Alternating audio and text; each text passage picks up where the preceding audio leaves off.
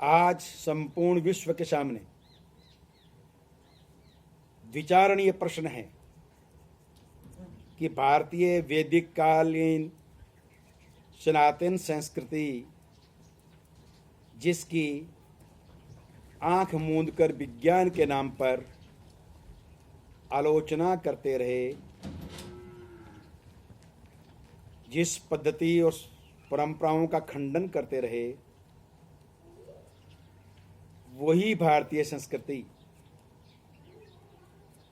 सजीव होकर एक बार इस कोरोना वायरस के कारण पुनः अपने यक्ष अनुत्तरित प्रश्न लेकर खड़ी हो चुकी है। हमने वर्ण व्यवस्था के आधार पर विविध कामों को बांटते हुए जाति समूहों का निर्माण किया। वहाँ कोई हेय दृष्टि नहीं थी, उसमें कहीं अपमान नहीं था, उस व्यवस्था में कहीं भी छोटा या बड़ा नहीं था। सिर्फ और सिर्फ कार्यों का वर्गीकरण था तथा कार्यों की प्रकृति के अनुरूप रहन सहन, खान पान या व्यवस्थाओं का निर्माण था।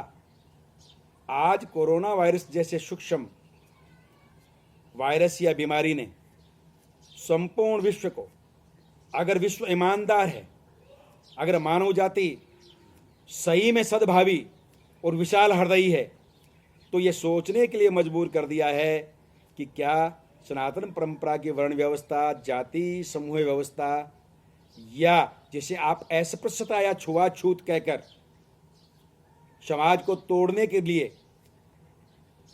जिसे काम में लिया, वो क्या सही में छुआछूत और अस्पृश्यता थी? नहीं, छुआछूत और अस्पृश्यता राजनीतिक कारणों से विविध कालों में शासकीय हितों की पूर्ति के लिए बांटो और राज करो के रूप में पैदा हुए शब्द हैं। वस्तुतः ये वर्ण व्यवस्था, जाति व्यवस्था और क्रम प्रधान रहन सहन खान पान का वर्गीकरण एक उच्च व्यवस्था है, उच्च व्यवस्था थी, उच्च व्यवस्था आज भी है। और अगर नहीं है तो ये 2 मीटर डिस्टेंस की बात करने वाले आप कौन होते हैं? और अगर नहीं है तो आप दूर दूर रहने का कैसे कह सकते हैं? अगर नहीं है तो आप सामाजिक डिस्टेंस की बात कैसे कर सकते हैं? अगर ये सत्य है तो वो भी परम सत्य था। और मैं तो कहूँगा ये तो केवल सत्य है, वो परम सत्य इसलिए था, उसमें एक एक चीज़ पर अनुसंधान और शोध करने के बाद चरणबद्ध तरीके से वो चीज़ें प्रतिपादित हुई थी, नियुक्त हुई थी, कार्यरत हुई थी। कर्म प्रधान के आधार पर जो मृत प्राणियों के चमड़े इत्यादि को निकाला करते थे, उन बंधुओं को हृदय में सर्वश्रेष्ठ स्नेह देते हुए, प्रियता रखते हुए भी उनके द्वारा, यानी जो वो कृत्य कार्य जो कर रहे हैं, सेवा जो कार्य कर रहे हैं समाज के लिए, उसकी वजह से कोई बीमारियां अन्यों में नहीं आ जावे। उनकी बस्तियां अलग बनी, उनका खाना पीना और रहन सहन अलग व्यवस्था में रखा गया, और इसको थोपा नहीं गया था। दोनों ही पक्षों ने मानवता के हित में स्वीकार किया। वो भी जानते थे कि जो कार्य हम निष्पादन कर रहे हैं या हमारे हिस्से में आया है, वो कार्य करते हुए अमुक सावधानियां अत्यंत जरूरी हैं, तो वह सावधानियों के लिए तत्पर थे।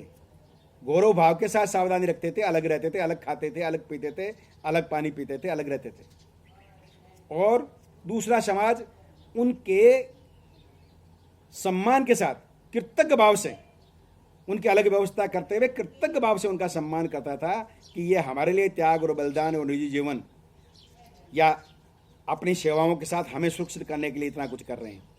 ये था सनातन समाज, ये थी वर्ण व्यवस्था, ये थी जाति समूह व्यवस्था। लेकिन दुर्भाग्य से हिंदुत्व को तोड़ने के लिए, सनातन को तोड़ने के लिए, वर्गीकृत करने के लिए, बांटने के लिए छुआछूत अस्पृश्यता जैसे शब्द आए। और अगर छुआछूत अस्पृश्यता जैसे शब्द की कोई सार्थकता थी या है, तो आज जो पूरे विश्व में, संपूर्ण विश्व में सभी धर्म, सभी पंथ संप्रदाय, सभी विकसित विकासशील एवं विविध स्तरीय राष्ट्र एक मत एक स्वर में वो ही छुआछूत, वही अस्पृश्यता फैला रहे हैं। अन्य विचारणीय प्रश्न भी उठते हैं। सनातन धर्म में स्त्री के प्रसव काल के दौरान बच्चे के नामकरण तक 15 से 20 दिन उस स्त्री के पास में दाई माँ या घर की कोई एक स्त्री जो उनकी सेवा में लगी हुई हैं, वही उनके कमरे या झोंपड़ी में जा सकती थी। अन्य कोई व्यक्ति प्रसव के समय काल में जच्चा बच्चा के पास नहीं जा सकता था। क्या था वो यही सैनिटाइजेशन और आइसोलेशन था। जैसे आपने वैज्ञानिक नाम देकर तो कुकुरमुतों के तोते की तरह हाँ हूं करना शुरू कर दिया, और सनातन परंपरा के नाम पर जो एक महान वैज्ञानिक पद्धति है उसे आप नानकुर कर रहे हैं। ये दोहरा चरित्र क्यों? इस दोहरे चरित्र से ही संपूर्ण प्रकृति के समन्वय, संतुलन और विकास के क्रम में बाधा आई है। जब स्त्री रसवला होती है उस दौरान जो 4 या 5 दिन वैदिक शास्त्रीय मतानुसार एक छुट्टी के दिन, विश्राम के दिन के रूप में उस स्त्री को पूज्य कार्यों, रसोई इत्यादि से दूर रखा जाता है। उसकी आप निंदा करते हैं, उसकी आप आलोचना करते हैं। बिना सिर पैर, तथ्यहीन, तर्कहीन, अप्रामाणिक निंदा करने वाले लोगों, शर्म कीजिए, लज्जा कीजिए।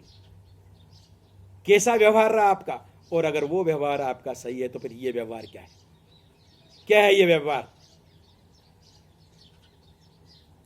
तो सनातन समाज का हर संस्कार, हर परंपरा, हर रीति नीति अपने आप में सर्वश्रेष्ठ सर्वोपरि विज्ञान था, है।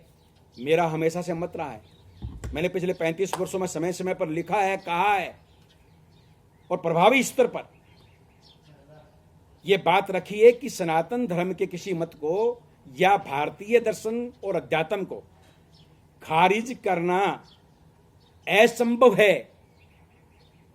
उसे खारिज किया ही नहीं जा सकता।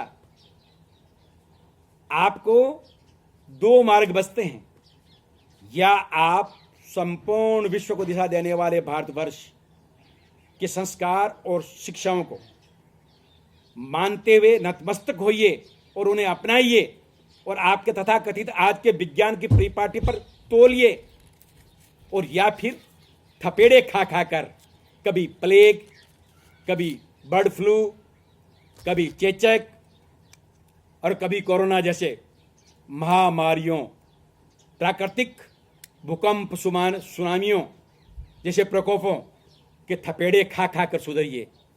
अब थपेड़े खा के सुधरना है, या आपको एक गूढ़ार्थ लिए हुए महान अनुसंधान सम्मत सनातन रीति नीति, वैदिक शास्त्रीय मतों के अनुसार विवेक से चलना है।